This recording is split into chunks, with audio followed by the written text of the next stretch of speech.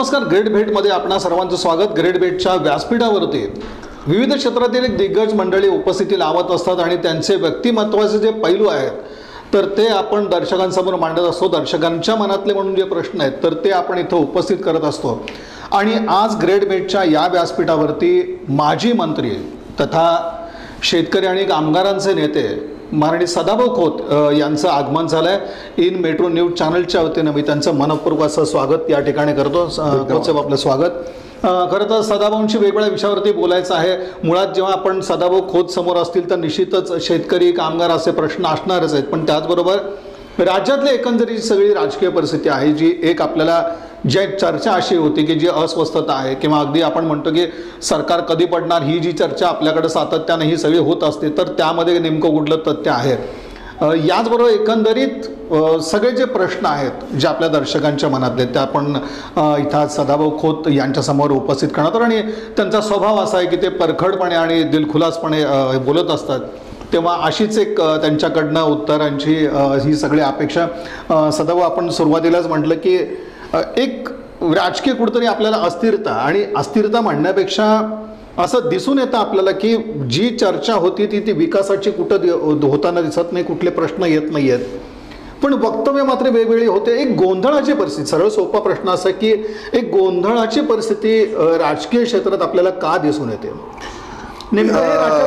काय एक राजकीय क्षेत्रामध्ये आपल्या एक गोष्ट लक्षात येईल की हे जे 3-4 टप्पा आपल्याला पाडावा लागतील. 80च्या अगोदरचा एक टप्पा पाडावा लागेल आणि त्याच्यानंतर 80 ते 90चं एक दशक आणि 90 ते 2000चं एक दशक आणि त्याच्यानंतरचं 2010-2020 या प्रत्येक टप्प्यामध्ये या देशामध्ये राजकारणानं वेगवेगळं वळण घेतलेलं आपल्याला पाहायला मिळेल. स्वातंत्र्याच्या कालखंडानंतर महात्मा गांधींचा जो विचार होता त्या विचारावर उभा असलेली काँग्रेस, त्याच्यावरती दृढ असलेला देशातल्या जनतेचा विश्वास आणि मग शब्दावर पंतप्रधान बनू शकतो आणि त्यातून नेहरूंचा झालेला उदय, जरी त्यांचं स्वातंत्र्य चळवळीमधलं योगदान जरी असलं तरी ते गांधी विचारानं मी या पदावरती आलेलो आहे अशा पद्धतीची ती एक त्यावेळची भूमिका होती. त्याच्यानंतरचे राजकारणाचे टप्पे हळूहळू बदलत गेले. लालबहादूर शास्त्री असतील, इंदिरा गांधी असतील, त्याच्यानंतर जयप्रकाश नारायणांनी उभा केलेलं आंदोलन असेल, ते मग श्रमिकांचं असेल, युवकांच्या रोजंदारीचं असेल, आपण त्याला समाजवादी विचारसरणी म्हणू. आणि मग या देशामध्ये सुरुवातीच्या काळामध्ये जर आपण पाहिलं तर एक लक्षात येईल की 3 विचारसरणीवर विचार होत होता. एक डावी विचारसरणी, एक समाजवादी विचारसरणी आणि एक उजवी विचारसरणी. कालांतरानं देशाच्या राजकारणामध्ये बदल होत गेला. समाजवादाचा जसा पाडवा जगभर झाला त्याचा नाही म्हटलं तर त्या हिंदुस्थानामध्ये तो परिणाम झालेला आपल्याला दिसून आला. आणि हळूहळू समाजवाद आणि समाजवादी म्हणणारे लोकसुद्धा बाजूला झाले, कारण समाजवादी लोक हे गांधीवादीच स्वतःला संबोधित होते. आणि मग आता उजवी आणि डावी विचारसरणी, ह्या 2 विचारसरणी या देशामध्ये आज प्रखरपणानं राजकारणाच्या पटलावर आज आहेत हे आपल्याला दिसून येते.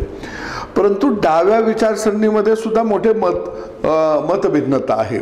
तुम्ही दक्षिणेमध्ये गेला तर ते डाव्यांची विचारसरणी ही थोडक्यात आम्ही डाव्या विचारसरणीची आहे म्हणणाऱ्या काँग्रेसपासून ती अलिप्त आहे. मग दक्षिणेतले डावे आणि स्वतःला कम्युनिस्ट म्हणून जे म्हणत आहे तर ते असणारे डावे आणि मग काँग्रेस डावे, मग त्यात थोरला भाऊ कोण आणि लहानगा भाऊ कोण अशी स्थिती आज डाव्यांची दिसत आहे.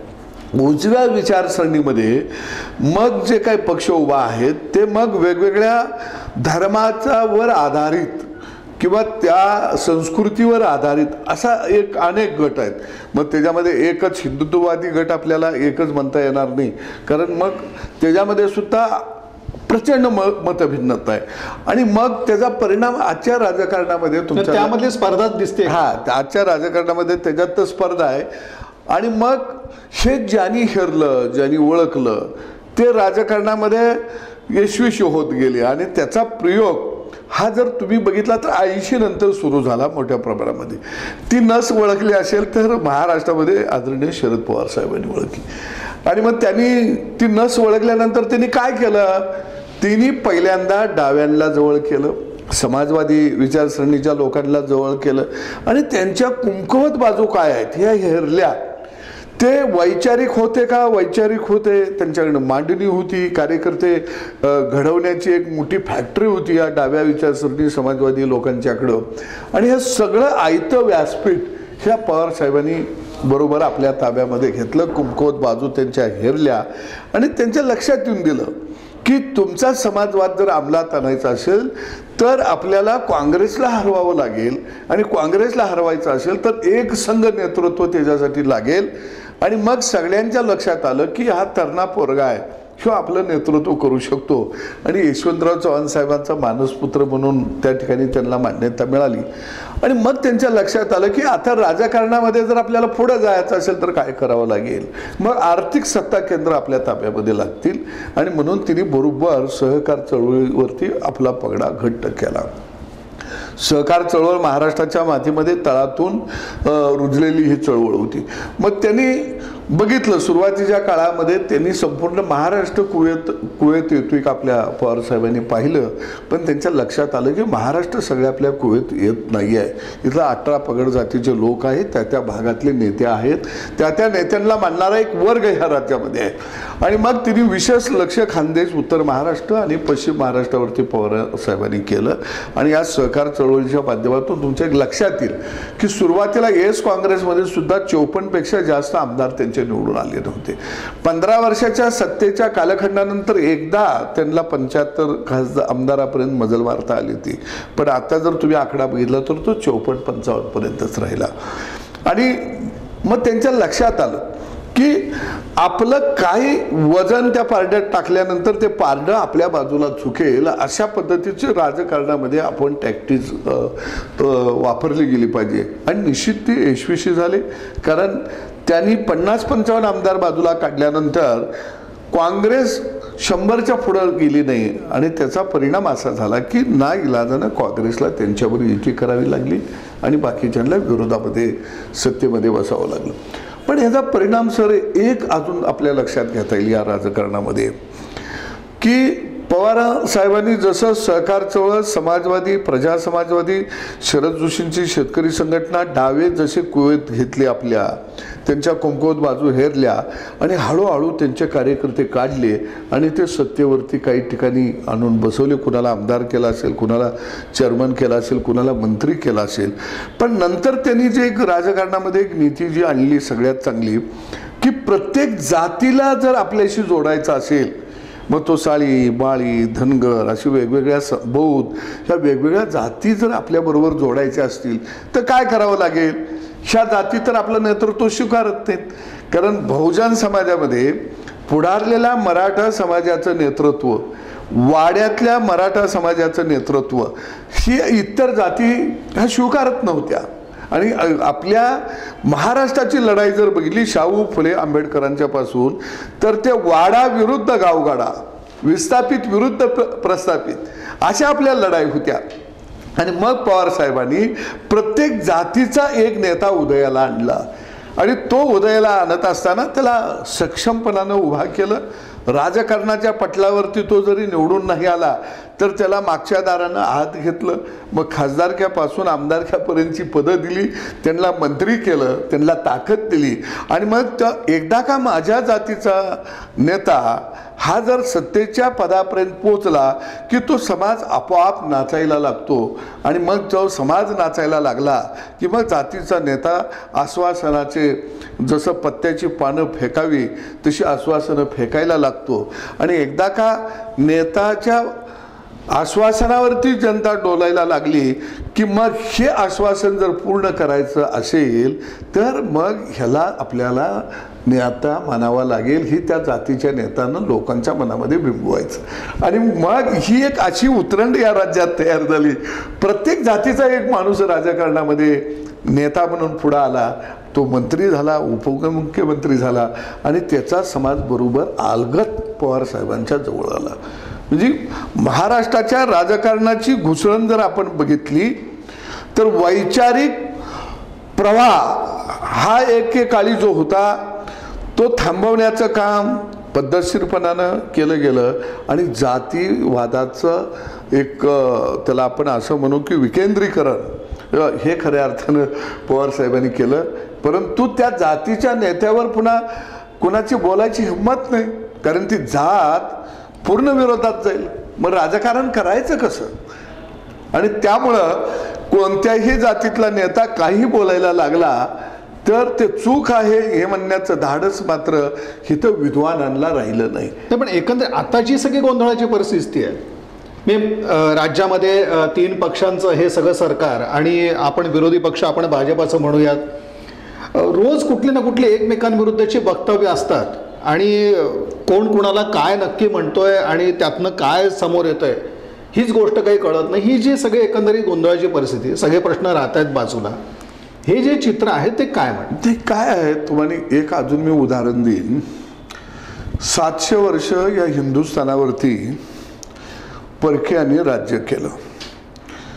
आता हे परकीय इराकमधून आले, तुर्कस्तानमधून आले, अजून वेगवेगळ्या देशांच्या मधून आले आणि एवढी वर्ष हे राज्य हे कसे काय करत होते?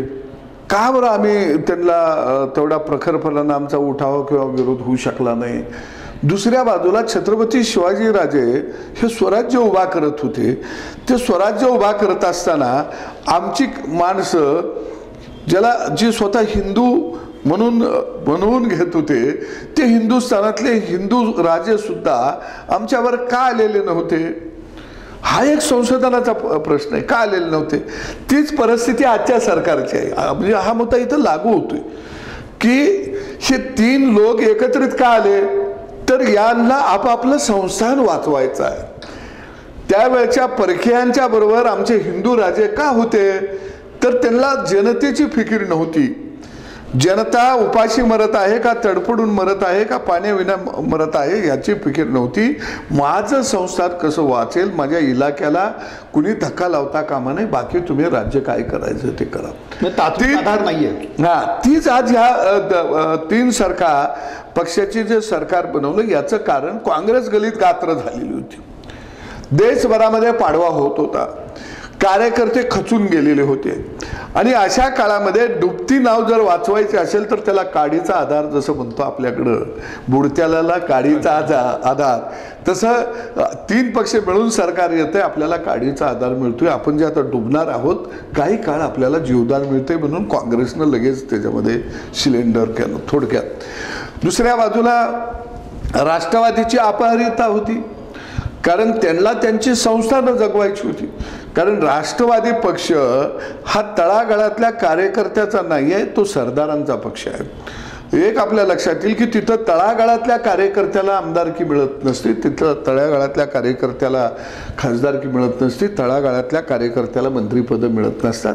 हां ठीक आहे, जसं ताटात लोणचं असावं 4-2 माणसं असतात, परंतु प्रमुख सगळ्या पदावरणी तिथं सरदारच आहेत. आणि मग आता ह्या सरदारक्या जर टिकवायच्या असतील तर भारतीय जनता पक्षाच्या माध्यमातून देवेंद्र फडणवीसच्या रूपानं एक सुनामी येत आहे. ही सुनामी आपल्याला रोखावी लागेल. आपल्या एक लक्षात येईल की अनेक मुख्यमंत्री आपण सगळ्यांनी पाहिले. मला वाटतं की त्या सगळ्यांचा काळ जर बघितला वसंतदादांच्यापर्यंत, तर त्या मुख्यमंत्र्यांनी राज्याच्या विकासाला दिशा दिली. अगदी यशवंतराव चव्हाण साहेबांनी स्वतः नाही साखर कारखाना काढला, स्वतः नाही बँका काढल्या, कार्यकर्त्यांना तिथं उभा केलं आणि ही जनतेची मालकी आहे, ही प्रॉपर्टी जनतेची आहे. परंतु यशवंतराव चव्हाण साहेबांच्या नंतर वसंतदादा पाटलांच्या नंतर तुमच्या लक्षात येईल की ही जी काही सहकार चळवळ होती ही राजकारणाची बटीक झाली आणि आमदार खासदार हा कारखान्याच्या धुराड्यातनं जन्माला यायला लागला, बँकेच्या इश्यू रूममधनं जन्माला यायला लागला. आणि मग हे देवेंद्र फडणवीस आणि या सगळ्यांची जर मागचा आलेख बघितला तर हा माणूस कारखाना काढायला पुढं नव्हता, हा माणूस सूतगिरण्या काढत नव्हता स्वतःसाठी, हा माणूस मेडिकल कॉलेज काढत नव्हता, मग हा माणूस विकासाला चालना देत होता. आणि जिथं चुकत आहे त्याला आडसर ठरत होता. तुम्हाला पैसा लुटता येणार नाही. ही जी काही संस्थानं उभा राहिलेली आहेत, या काही संस्था उभा राहिलेल्या आहेत, जी भूमिका यशवंतराव चव्हाण साहेबांची होती, वसंतदादा पाटलांची होती, ती भूमिका यांची होती की हे जनतेचे आहेत, तुम्ही जनतेवर डल्ला मारू शकणार नाही. आणि मग ही भीती निर्माण झाली खऱ्या अर्थानं. आणि भीतीपोटी तयार झालेले हे सरकार आहे, हे काही विचारानं तयार झालेलं सरकार नाही. एक गोष्ट तुमच्या लक्षात येईल की काँग्रेस ही नेहमी हिंदुत्ववादाला विरोध करणारा पक्ष, जातीयवादाला आमचा विरोध आहे. आम्ही सर्व धर्म समभाव असं वागणारे लोक आहोत. आणि अयोध्याच्या राम मंदिराला त्यांचा विरोध होता. जी स्थिती आहे तशीच राहिली पाहिजे. पण आज आदित्य ठाकरे तिथे गेले, आरती करायला लागले, आम्ही हिंदू आहे जा आणि गर्व आहे म्हणायला लागले. अगदी उद्धव साहेब म्हणले हो आम्ही मशीद आमच्या कार्यकर्त्यांनी शिवसैनिकांनी पाडलेली होती. तरी काँग्रेस ही जातीवादी म्हणत होती. एवढं शिवसेनेनं म्हणल्यानंतर, एवढा हिंदुत्वाचा पुरस्कार केल्यानंतर सुद्धा काँग्रेस गरबगिळीत आहे, बोलत नाही, तोंडावर बोट आहे. याचा अर्थ ही अपहरित आहे. मी याचबरोबर एक असा प्रश्न आपल्या नेहमी चर्चा असते की हे ठाकरे सरकार आहे की पवार सरकार आहे, तुमचं मत काय त्यावर? हे नेमकं सरकार कोणाचं आहे, ठाकरे सरकार की पवार सरकार असं म्हणायचं? काँग्रेसचं तर आपण म्हणता की हा सगळा काँग्रेसचा नाईलाजच आहे. कसं आहे की सगळा इतिहास जर आपण इतिहासाची पानं जर चाळून बघितली तर मला वाटतं स्वप्नात राज्य दिलेला हरिश्चंद्र राजा आणि वनवासातनं परत येतोपर्यंत आपल्या भावाची पादात्रनं सांभाळणारा भरत राजा, शिव जर राजकारणाच्या पटलावर जर सोडले तर बाकी कसंही मिळू नये, मला राज्य मिळालं पाहिजे, मी त्याचा राजा झालो पाहिजे, ही राजकारणातल्या प्रत्येक माणसाची एक अंतर्गत इच्छा असते. आणि मग तो राजा लुळा पांगळा जरी असला आणि त्याला राज्याभिषेक जर केला तर मला डोळे नसतील तर चालेल, मला दिसता येत नसेल चालेल, मला रणांगणावर लढता नाही आलं तरी चालेल, पण धरराष्ट्र सारखा माणूस सुद्धा राजा म्हणून तिथं सिंहासनावरती बसलेला होता. तीच परिस्थिती आजची आहे. मला नाही बाहेर पडता आलं तरी चालेल, मला नाही लोकांच्याकडे जाता आलं तरी चालेल, असं झालं तरी चालेल, पण मला सिंहासनावरती बसवा, ही शिवसेनेची आगतिकता आहे. आज उद्धव साहेब खरं बघितलं तर बाहेर का पडू शकत नाही. आज सगळा समाज, अगदी दारिद्र्यातला माणूस सुद्धा करोनाच्या काळामध्ये औषध पाण्याला गाठीला पैसा नसताना सुद्धा बाहेर पडत होता, कारण त्याला प्रश्न पोटाचा होता. मी मेलो तरी चालेल पण माझी लेकरं बाळं जगली पाहिजे ती. पण उद्धव साहेबांच्या बाबतीत जर आपण असा उलटा विचार केला तरी काय लक्षात येईल, माझ्या पोटा पाण्याची 50 पिढ्याची सोय करून ठेवलेली आहे, माझ्या बापापासून ती सोय झालेली आहे, आम्ही केलेली आहे. मला केलेली सोय वाचायची असेल, केलेलं वैभव मला जर डोळ्यानं बघायचं असेल तर मला 4 भिंतीच्या आतच राहिलं पाहिजे. म्हणजे एका बाजूला वैभव वाचवण्यासाठी 4 भिंतीच्या आत राहणारी माणसं आणि दुसऱ्या बाजूला लेकरा बाळांचा जीव वाचला पाहिजे म्हणून 4 भिंतीच्या बाहेर पडणारा समाज, म्हणजे एवढी मोठी दरी ही खऱ्या अर्थानं आजच्या राजकारणामध्ये पडलेली आपल्याला दिसून येते. आणि म्हणून मला वाटतं की संकटाच्या काळामध्ये मुख्यमंत्री हा 4 भिंतीच्या आत स्वतःला कोंडून घेतो, हे महाराष्ट्राच्या इतिहासामध्ये अगदी ठळक अक्षरानं लिहिलं जाईल की ज्यावेळी देशावर संकट आलं त्यावेळी सह्याद्री धावून गेला. यशवंतराव चव्हाण साहेब संरक्षण मंत्री झाल्यानंतर ही जी वाक्य वापरलेली होती, तसं आज आमच्या राज्यावर संकट आलं, देशावर संकट आलं तर, देशातल्या राज्यातल्या जनतेवरती संकट आलं तर त्यावेळी कोणी सह्याद्री पुढं आलेला आपण पाहिला नाही. तरी देखील एक सर्वोत्तम मुख्यमंत्री म्हणून गणना होती, तो एक किताब होतो, त्याची एक आपल्याकडे मोठी चर्चा होते. हे कसं घडतं मग शेवटी? मी काय आहे तुम्हाला मी सांगतो, हे याचं मोजमाप काय की सर्वोत्तम? हा सर्वोत्तम मुख्यमंत्री असे अनेक ठिकाणी लिडिंग वेगवेगळ्या सर्वेमध्ये मी आलेलं पाहिलं. एक सर तुम्हाला मी सांगतो की ज्यावेळी एखादा राजा बनतो, तो राजा जरी पंगू असला, तो राजा बौद्धिकतेला कोणत्याही कसोटीवर उधारणारा नसला तरी सुद्धा राजाच्या दरबारामध्ये हुजऱ्यांचा सुळसुळाट होत असतो. तोंडपूजा आपण आणि तुम्ही अलीकडे जर बघितलं की काय परिस्थिती आहे की जो जो माणूस सत्तेवरती येतो आणि त्याचं ज्यावेळी कर्तव्यापेक्षा जास्त गुणगान गायलं जातं त्यावेळी ती राजवट हळूहळू लयाला जात असते. आणि म्हणून राजकारणामध्ये सत्तेच्या पटलावरती आल्यानंतर दोन गोष्टी असायला पाहिजे. एक तर राजा शूरवीर असला पाहिजे, तो मैदानात लढणारा असला पाहिजे. आणि ज्यावेळी राजा शूरवीर आणि मैदानात लढणारा नसतो त्यावेळी सदरेवरच्या हुजऱ्यांचा सुळसुळाट होतो आणि आमच्या सगळ्या लेखण्या ह्या तिजोरीतल्या वाहत्या गंगेमध्ये बरबटलेल्या असतात आणि लिहिणाऱ्यांची मग ती लिखाणं नसतात तर ते स्तुतीसुमनं असतात. म्हणजे संजय राऊत यांच्याबद्दल बोलायचं आहे का तुम्हाला नेमकं? म्हणजे आता हे जे तुमचं म्हणणं आहे ते संजय राऊत यांच्याबद्दल म्हणणं नाही. एक काळ काही आपण बऱ्याच वेळा म्हणतो की लेखणी ही तलवारीची धार असते काय, पण बरेच वेळा ती लेखणी ज्यावेळी खऱ्या अर्थानं राजदरबारामध्ये लोटांगण घ्यायला लागते त्यावेळी ती धार होत नाही तर ती खऱ्या अर्थानं राजाच्या पायावरची दाशी बनलेली असते. आणि आज तीच परिस्थिती बऱ्याच ठिकाणी. तुम्ही मला तो प्रश्न विचारला की पहिला नंबर आला. मग स्तुती पाठकांचा ज्यावेळी उन्माद सुरू होतो त्यावेळी समजायचं की राजा हा निष्प्रिय झालेला आहे. सदैव आणखीन एक की आपण बोलताना म्हणलात की राष्ट्रवादीला एक भीती अशी होती की भाजपाची जे सहकार क्षेत्र मोडीत काढेल असं काही भीती वाटली आणि त्याच्यामुळं त्यांनी भाजपला बाजूला ठेवलं किंवा विरोध करत राहिले हे सगळ्यांना. शिवसेनेचं भाजपचं जे बिनसलं त्याला निव्वळ मुख्यमंत्रीपद हे एकच कारण होतं की आपण काय पाहिलं यात, तुम्ही सरकारमध्ये होतात की एवढा एकच मुद्दा असू शकतो की जसं एक राष्ट्रवादीला भाजपची भीती होती तशी शिवसेनेला सुद्धा काही भाजपचं वाटत होतं का की वरचढ ठरतोय कुठेतरी हा पक्ष? नाही, काय झालं शिवसेनेच्या मनामध्ये एक सल होती की केंद्रामध्ये सत्ता आल्यानंतर भारतीय जनता पक्षाची एक मानसिकता मनोबल हे निश्चितच वाढलेलं होतं आणि त्यांनाही वाटत होतं की आपण आपल्या कार्यकर्त्यांना वर्षानुवर्ष त्यांना आपण संधी देऊ शकलो नाही.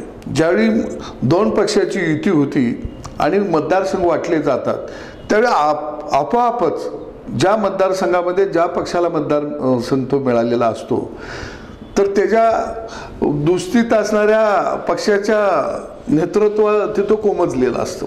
समजा आता वर्षानुवर्ष एकच मतदारसंघ शिवसेनेकडे असेल तर तिथं भाजपचं नेतृत्व वाढत नाही. वर्षानुवर्ष भाजपकडे एकच मतदारसंघ असेल तर तिथं शिवसेनेचं नेतृत्व वाढत नाही. आणि मग भाजपला एक मानसिकता तयार झाली की आपल्याला आपल्या कार्यकर्त्यांना आता न्याय द्यावा लागेल आणि आपण जास्तीत जास्त माणसं निवडून आणून संधी देऊ. त्यातनं दोघांचं जागा वाटपमधून युती तुटली. चांगल्यापैकी जागा भारतीय जनता पक्षाच्या निवडून आल्या. पुढे सरकार आलं. सरकार आल्यानंतर निश्चितपणानं बाहेरनं राष्ट्रवादीनं पाठिंबा दिला, BJPला वचक बसवली. आता तो पाठिंबा कसा दिला?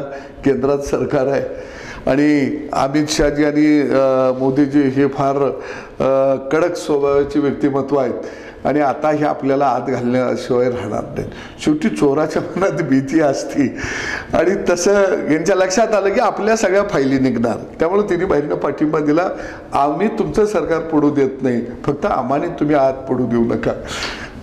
काय नाही, पण आता चित्र वाटतं त्यातनं सरकार पडेल नाही. मग काय झालं?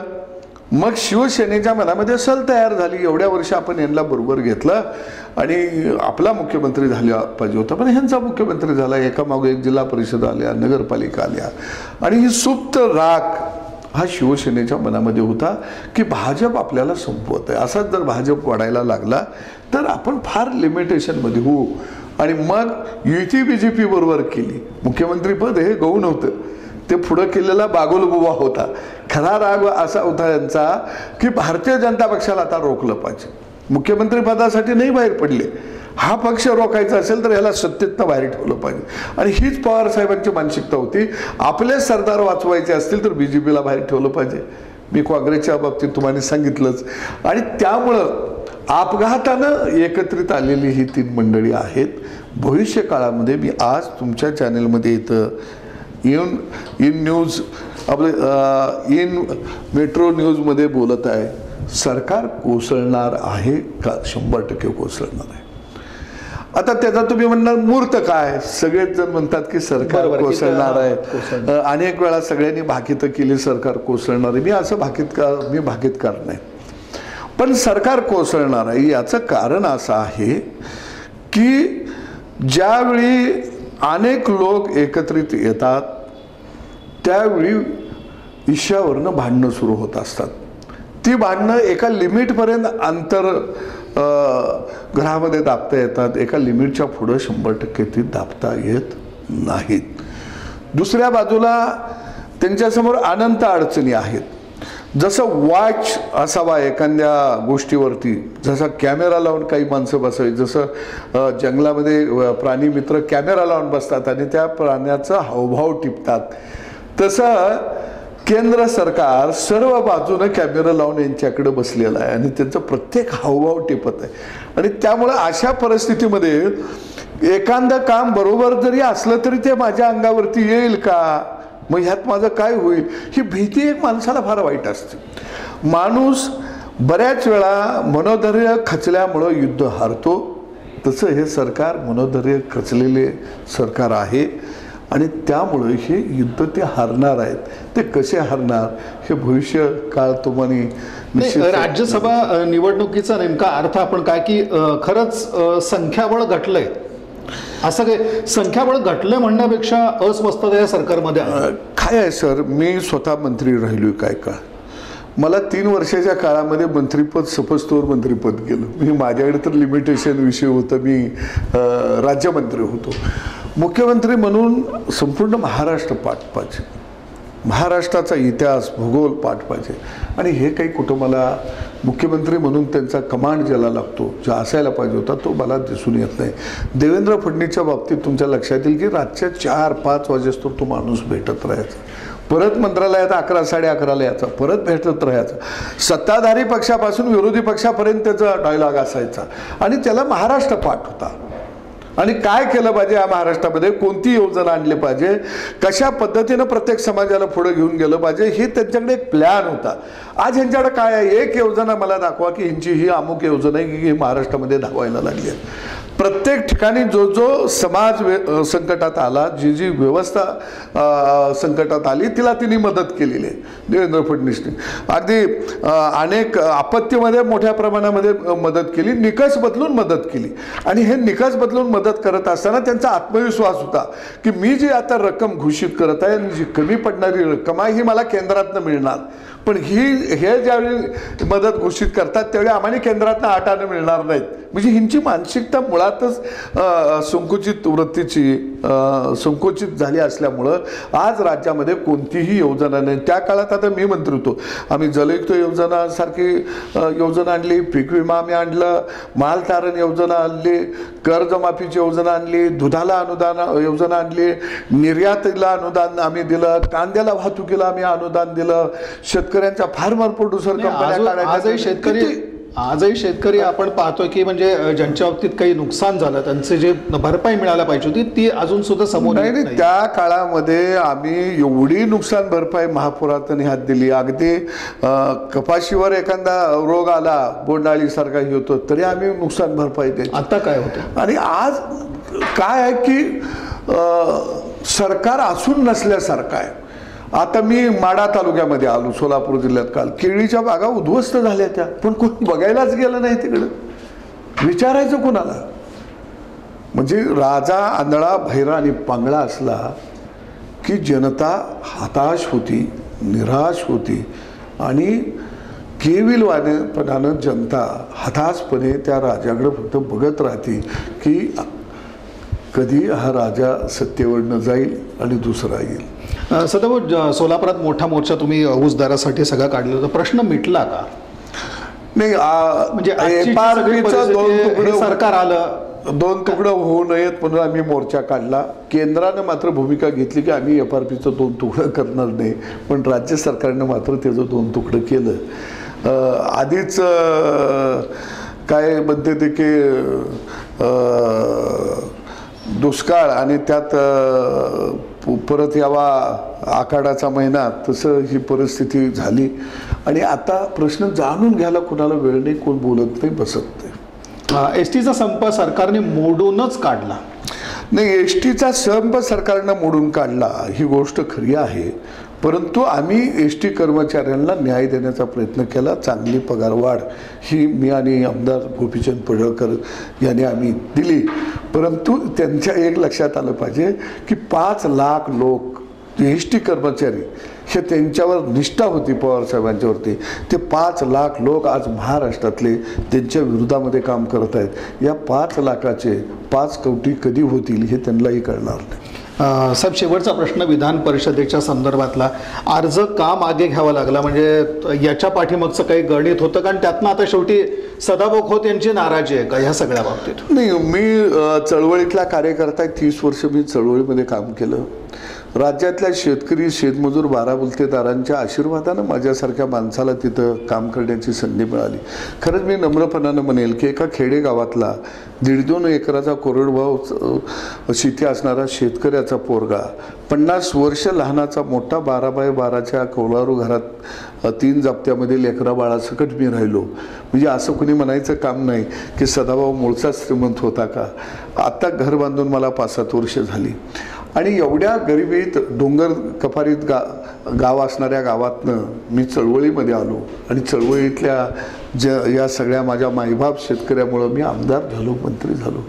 मग अजून काय मिळालं पाहिजे? जे मिळालं त्याच्यामध्ये समाधान आहे. जे मिळालं त्यामध्ये मी गावगाड्याचा प्रश्न तिथं मांडण्याचा प्रामाणिक प्रयत्न केला, सोडवण्याचा प्रयत्न केला. कारण ज्या गावगाड्यानं मला आणलं तर त्या गावगाड्याला मात्र मी विसरलो नाही. मला जो सरकारी बंगला राहायला मिळाला, मी मात्र त्या बंगल्यामध्ये 3 वर्ष सन्मानानं सांगेल, नम्रपणानं सांगेल की मी जमिनीवरती सतरंजीवरती झोपलो आणि मला मिळालेल्या ज्या रूम होत्या, पलंग होतं, त्यावर मात्र माझ्या गाववाड्यातला शेतकरी झोपला, शेतकऱ्याचा पोरगा त्या ठिकाणी झोपला.